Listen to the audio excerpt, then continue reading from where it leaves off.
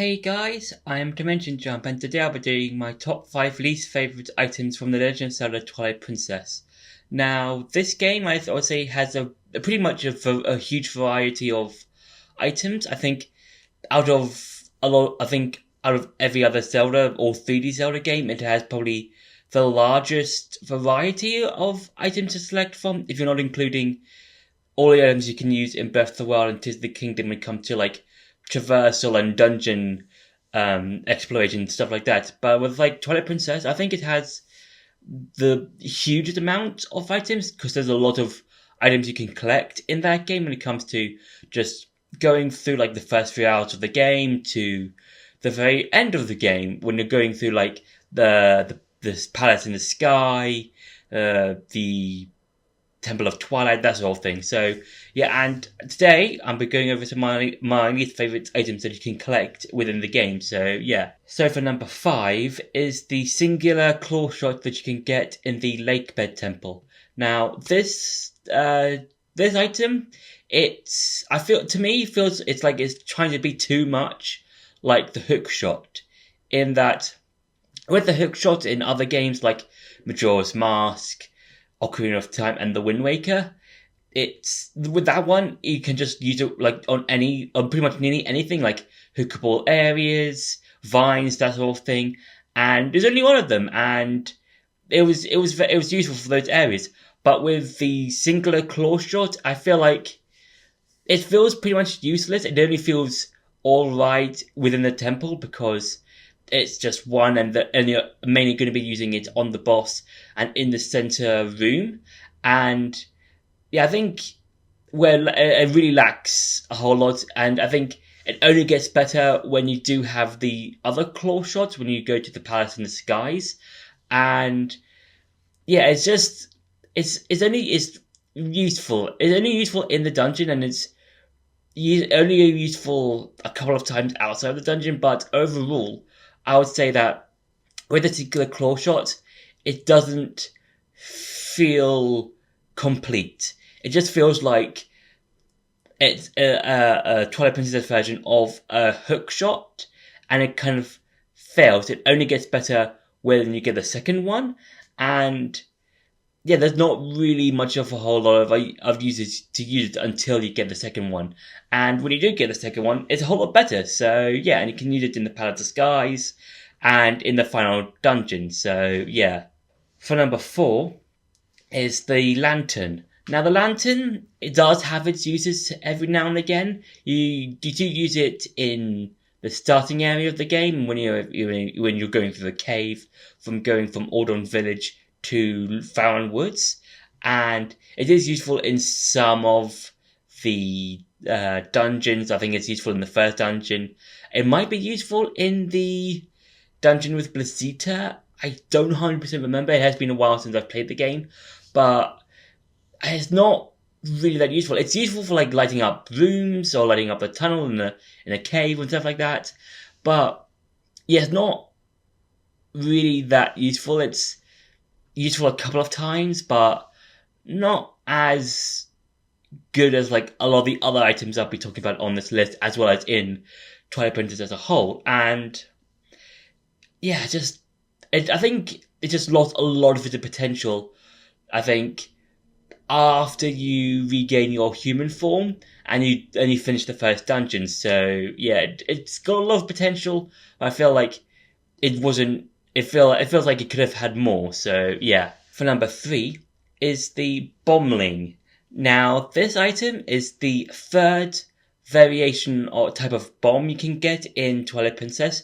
The first one being the regular bomb, the second one being the water bombs, and this one, the Bombling, being the third type of bombs.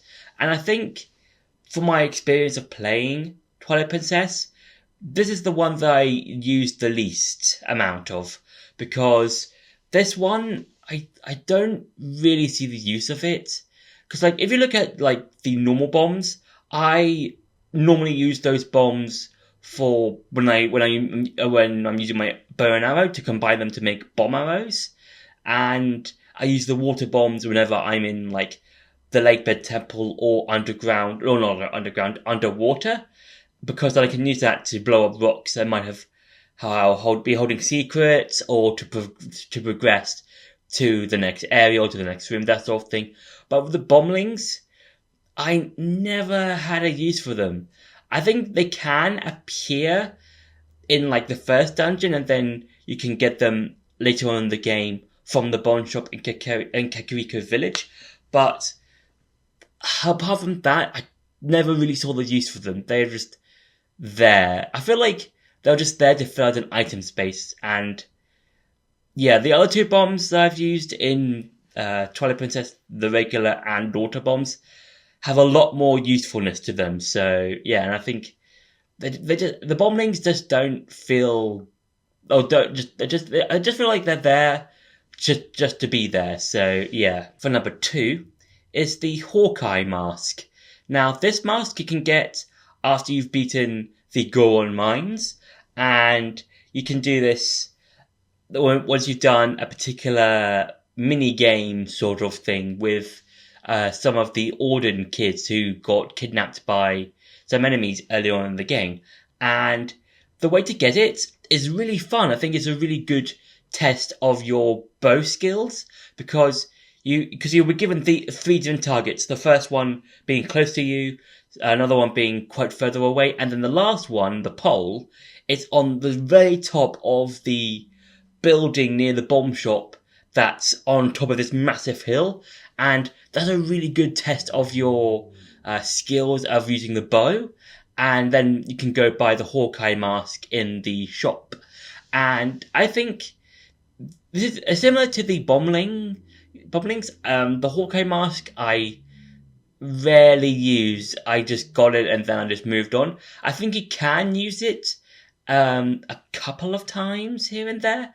I think one of the big uses of it is probably on the Hylia Bridge when you're transporting the Zora kid from Castle Town to Kakariko Village. I think that's the only time you do use it.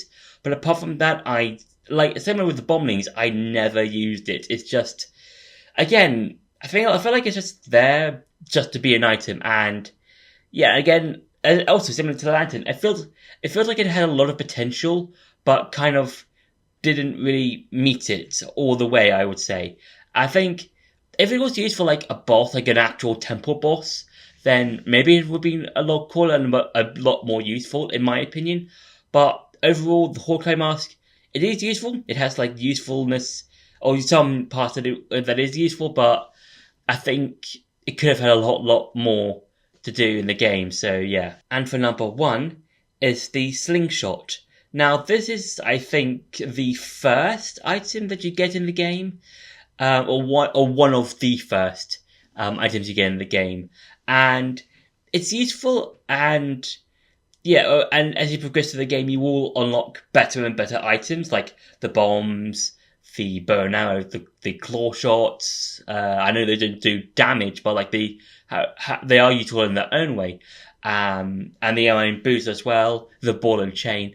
And I think with the Slingshot, this item does have its uses. I think it's just because the more you progress through the game, it becomes more and more irrelevant and less needing to use it, because it does have its uses. It does help like knocking out or just stunning enemies for a few seconds. But I feel like when you get the sword, when you get the wolf ability, when you get the bow and arrow, the bombs, the ball and chain, the claw shots, the iron boots, the Slingshot just kind of falls to the background and just it stays there to gather dust. And yeah, I think the Skyward Sword version of the Slingshot is a whole lot better, because you can use it to not only stun enemies, but you can also take down vines, take down the beehive or several beehives around the game in the fountain area. You can also use it to hit gems and items or things to help you get out of rooms, that sort of thing. And you can also upgrade it to make it have multiple shots in one go. And that version of the Slingshot is a whole lot better compared to the Twilight Princess version.